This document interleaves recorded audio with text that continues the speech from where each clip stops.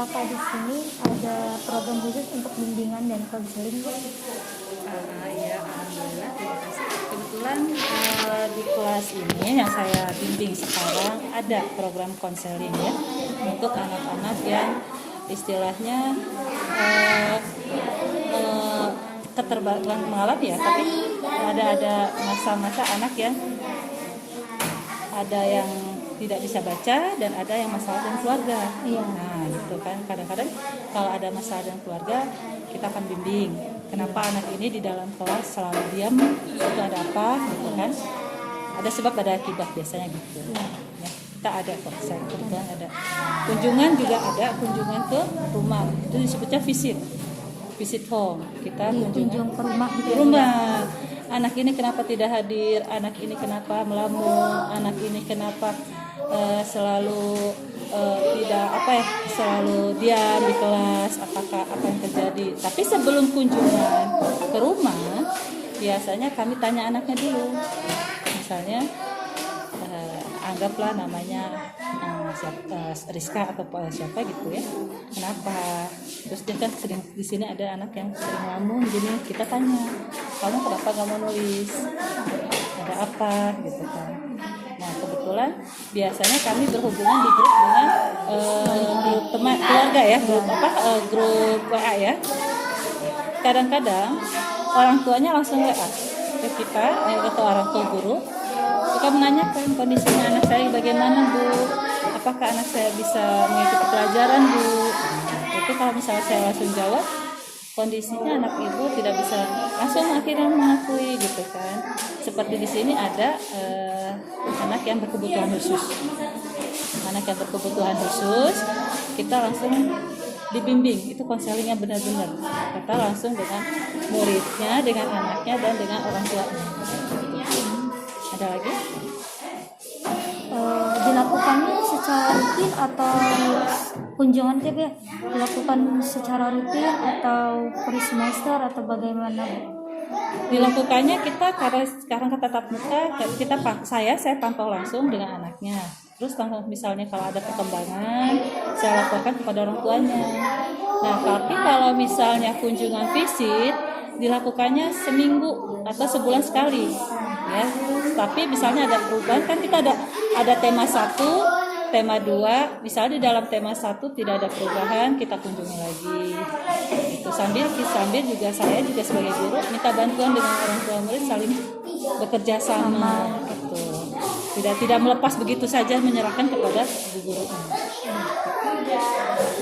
Terus ini program bimbingan konseling yang ada di sini itu dilakukan untuk menyeluruh siswa dari kelas 1 sampai kelas 6 atau ada kelas-kelasnya tertentu aja? Oh, itu semuanya menyeluruh dari setiap kelas 1, kelas 2, kelas 3 dengan ibu wali kelasnya sendiri. Karena kita ini tidak seperti SMP atau SMA. Kan kalau SMP ada BP, kalau SMA ada BK kan gitu ya. Kalau kita wali kelasnya langsung gitu. Jadi setiap kelas merangkap, jadi gurunya tuh merangkap menjadi guru pembimbing, guru konseling, dan guru kadang-kadang juga sebagai guru wali kelas gitu. Tiap kelas tuh sudah ada buku yang seperti ini, maaf ya. Jadi kita saya ini bukunya buku supervisinya. Harusnya bukunya juga konseling ya, dan konseling karena ini tadi ini. Nah, ini dia. Kita ada tulisannya di sini ya. Ada tulis juga sepertinya ya, kayak gini ada bukunya. Ada lagi? Tapi gini, masing-masing guru kelas 1, kelas 2, kelas 3 untuk kunjungan, misalnya kunjungan visitnya itu terkembalikan kepada masing-masing wali kelasnya, guru kelasnya. Misalnya di kelas saya, kelas 2B ini ada 3 orang misalnya berkendala ya, ada yang harus dibantu. Jadi fokus ke orang tersebut, ke murid tersebut gitu, ke siswa tersebut. Ada lagi? Yang belum jangan.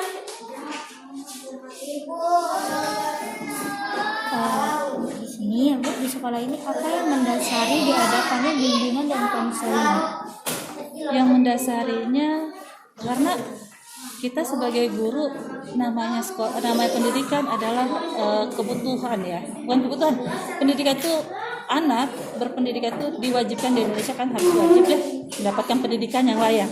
Nah, karena kita mendapatkan pendidikan yang layak, kita tidak mau membandingkan, membedakan dan membanding-bandingkan dengan misalnya siswa yang normal dengan siswa yang berkebutuhan khusus.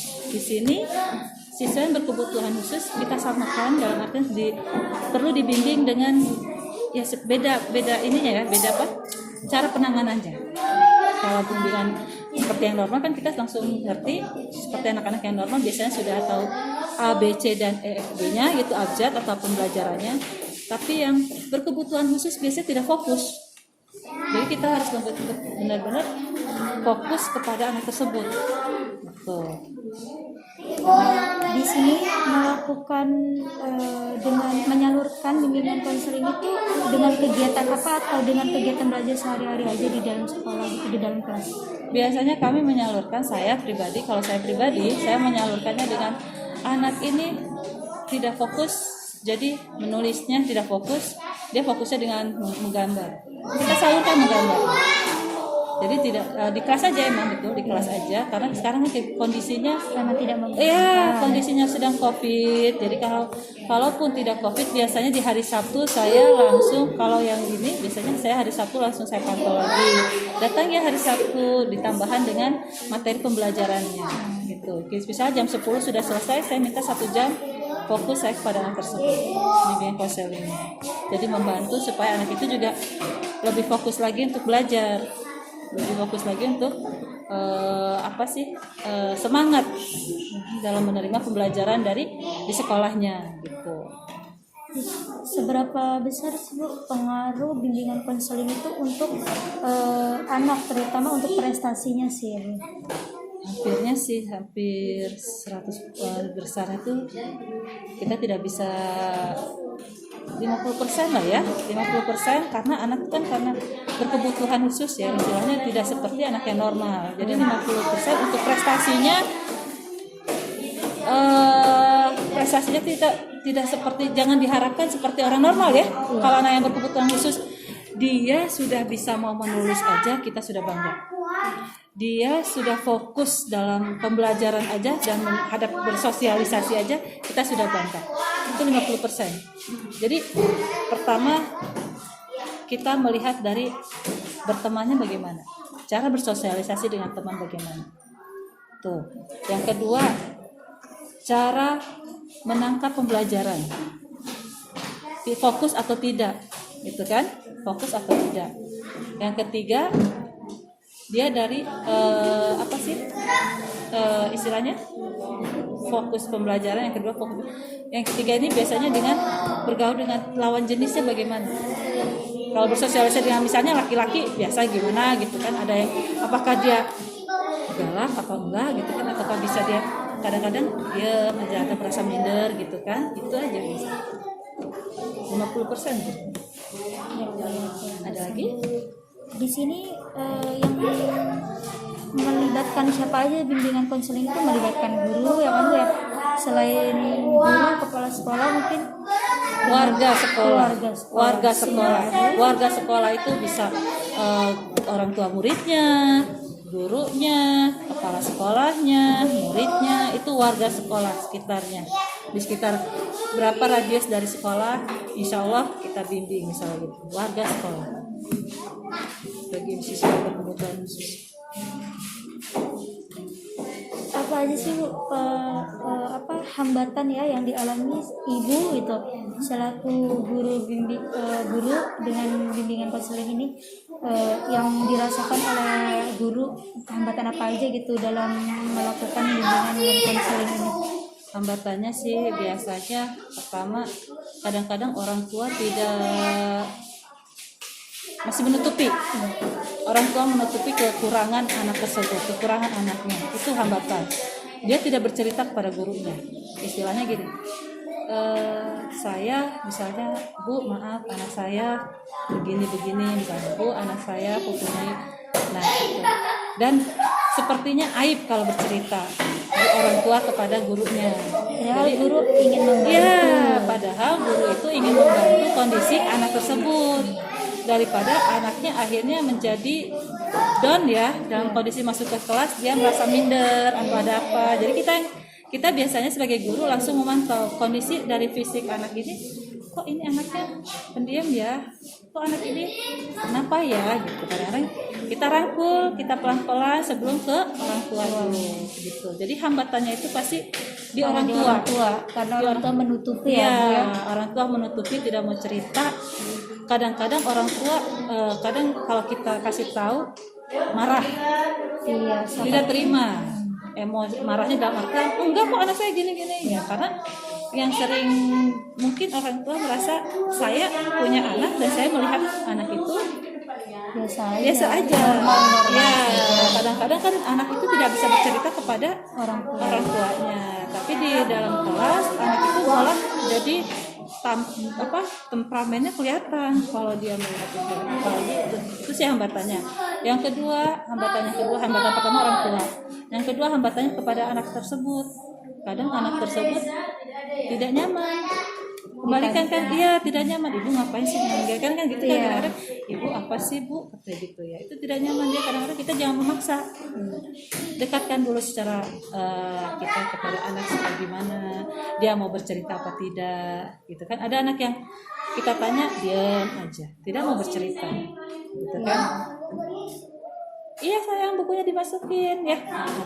Jadi semua kembalikan tadi orang tua hambatannya, karena tidak mau bercerita langsung pada gurunya.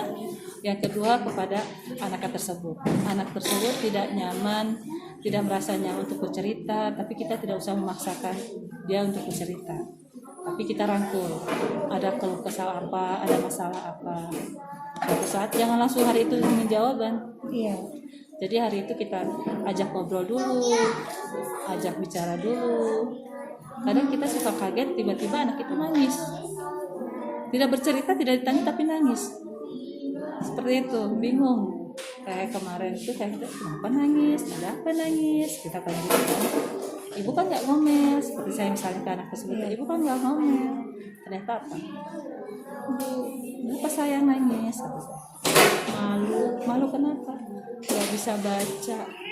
Karena si anak itu kadang-kadang loh kok malu gak bisa bacanya, belajar baca. Itu pertamanya masalah itu yang normal ya, istilahnya yang tidak berkebutuhan khusus. Yang normal aja udah merasa malu tidak bisa baca. Yang punya kebutuhan khusus. Iya, kalau yang berkebutuhan khusus kan beda lagi penanganannya. Kalau berkebutuhan khusus di sini kebetulan ada berkebutuhan khususnya karena telah bicara. Pas saya ada namanya Fakih itu telah bicara, saya fokus ke Fakih, duduknya juga dibedakan. Fakih itu jadi saya pantau. Saya sebut namanya Fakih tapi nanti tolong jangan disebut Fakihnya ya, karena itu anak yang kita kan nggak enak ya, nama anaknya takutnya pakai inisial aja. Ya, ada lagi? Sudah Bu, terima kasih ya Bu. Ya, takut ada untuk anak didiknya saya panggil Maisaro ya, kebetulan Mai ini anak yang saya nilai bagus, aktif, pintar, dari membaca juga. Mau satu atau dua cowok cewek gitu kan? Satu aja nggak apa-apa dapat pagi. Tapi saya sebagai saran aja, saya juga apa sih istilahnya memberikan privat kepada Udah bejokan di rumah kerjain ya.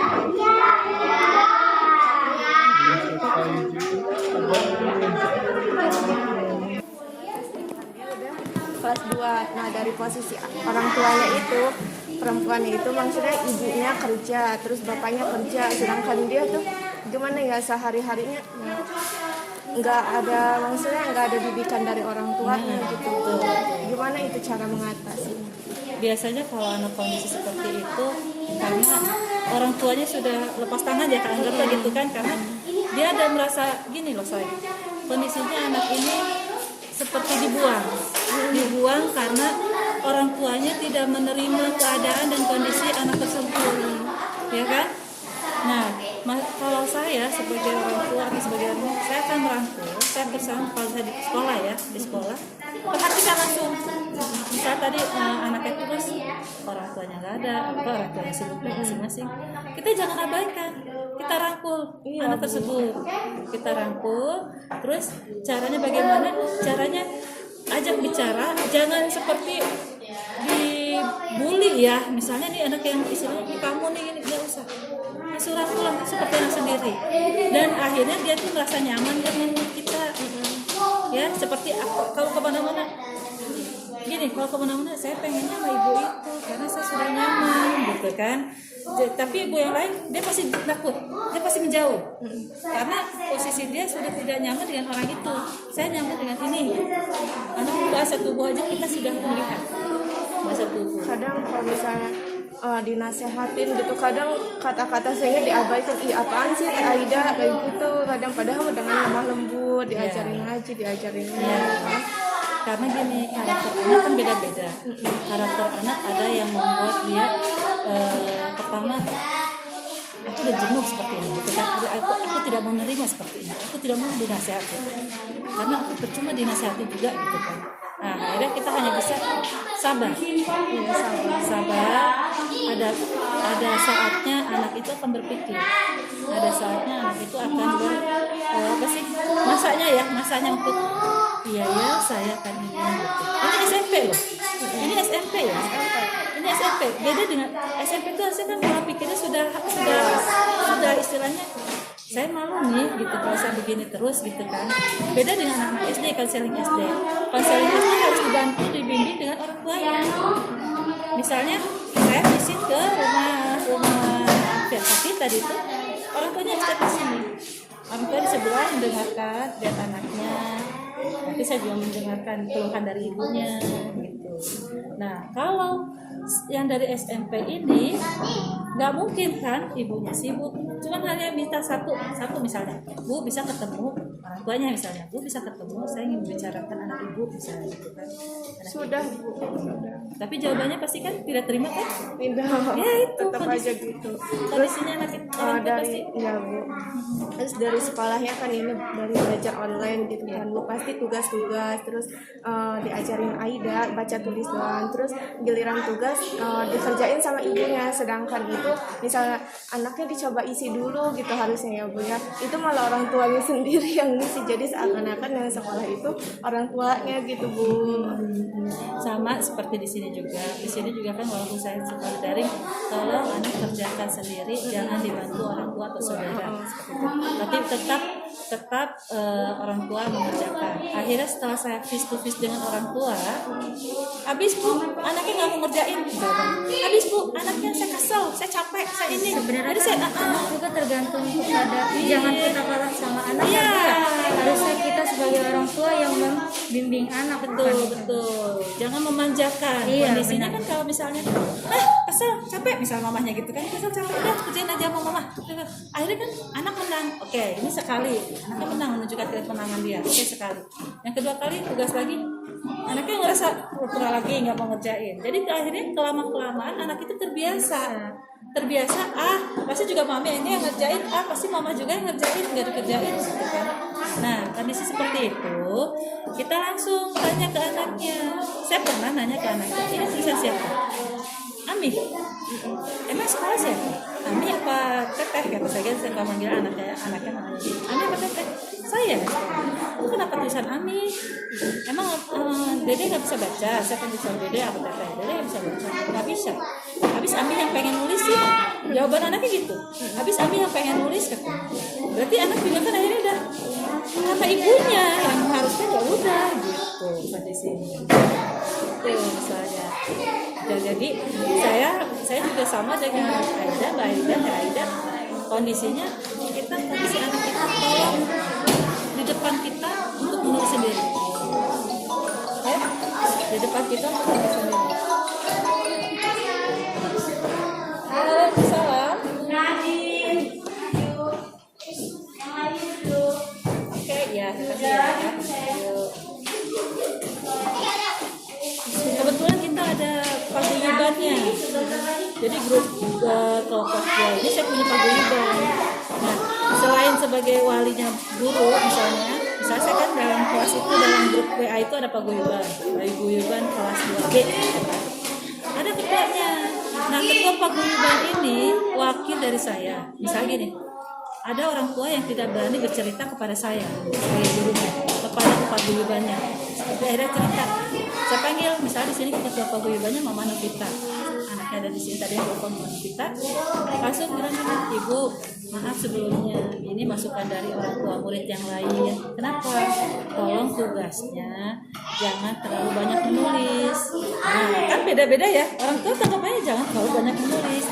Sedangkan saya akhirnya terus apa lagi? Karena anak-anak katanya pegel kalau menulis, dulu daring itu masih bentak-bentak.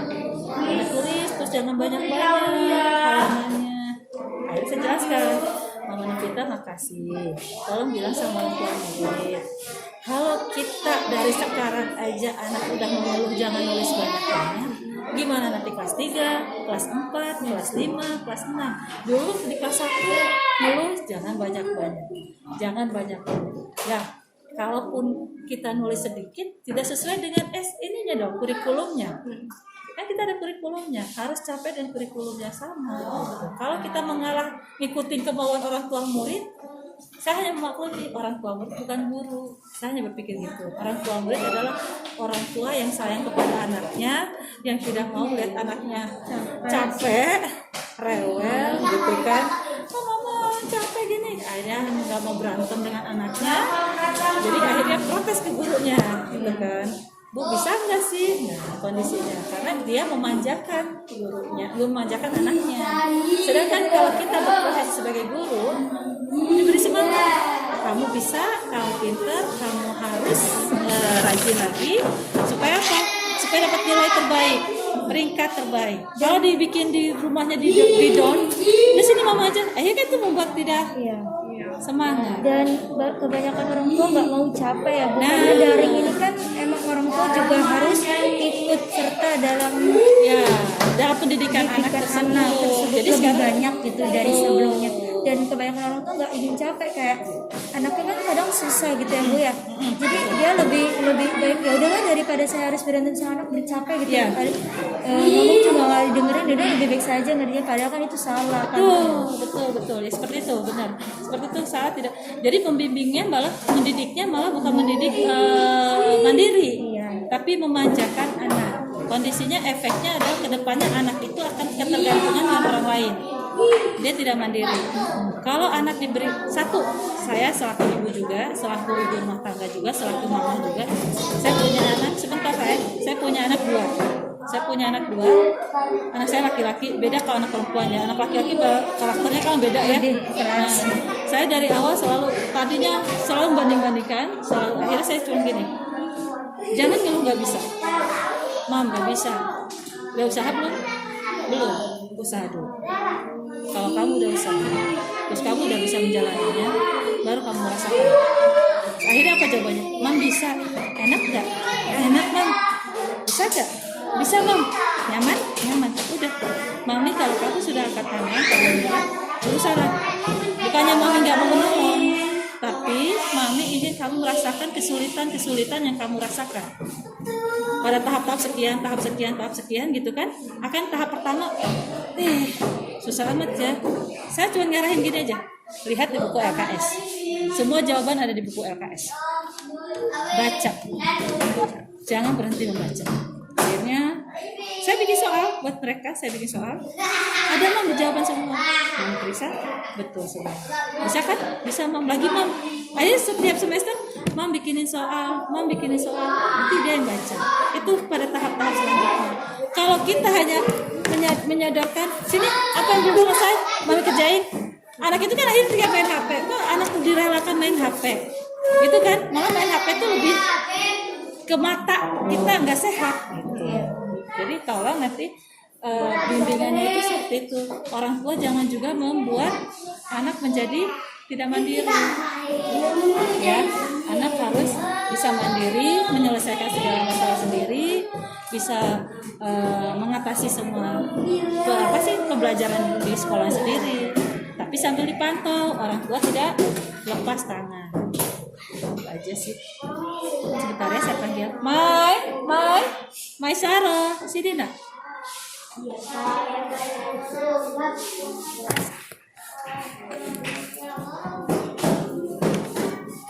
Ya, kenalkan dulu, salam dulu.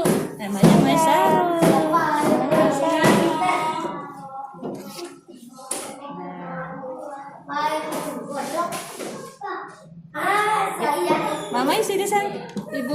babanya teteh-tetehnya mau nanya sama Mai.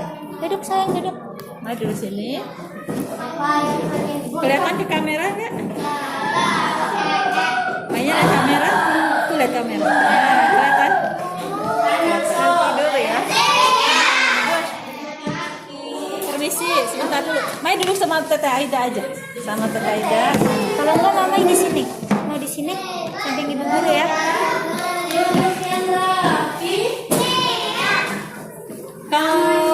Kalau ada pertanyaan lagi, minta nomor teleponnya ya. Di sini aja, tulis nomor HP-nya ya. Nanti kalau ada pertanyaan lagi ke yang kurang meyakinkan, bisa nanya ke ibu ya. Tahu nomor HP-nya aja tulis.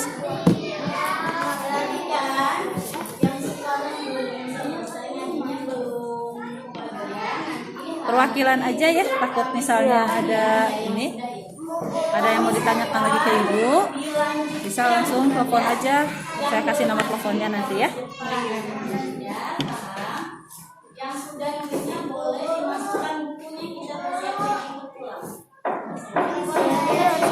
Ya, tulis nomor saya. Iya, bentar ya.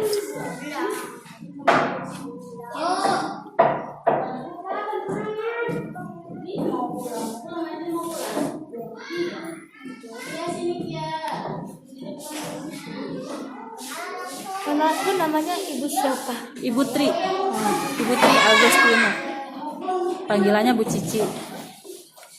Ibu Tri panggilannya Bu Cici. 0878 78 0817 0817 6845. 6845. Salangin ya Bu? Ya. 0878 0817 6845. Betul. Coba ditelepon ke saya, nanti saya save lagi. Ada ininya. Apa yang ini aja nomornya ya? Ini yang nomornya. Coba namanya siapa? Atas nama Siti Puspita. Iya. Oh ya, nomor Siti Puspita ya. Oke.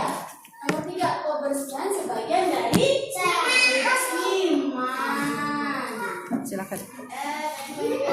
Ayo temenin ibu ya. Tadi udah bilang ibu kan? Iya. Lagi merekam. Assalamualaikum adek. Suaranya keras enak. Gimana kabarnya adek? Kakak boleh bertanya ya? Di sini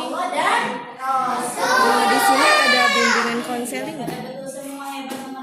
Tahu bimbingan konseling? Bimbingan konseling itu kalau misalnya ada punya masalah, terus gurunya itu entah itu ke rumah, entah itu adiknya yang suruh ke kantor, harus menghadap. Di sini ada.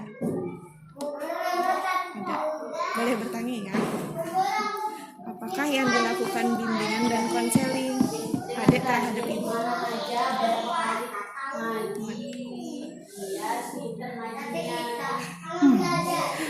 Udah paham kayaknya Bu. Kalau konseling itu belum pahamnya, Mai. Yang konseling itu kalau seperti Mai lihat ibu ke Fakih.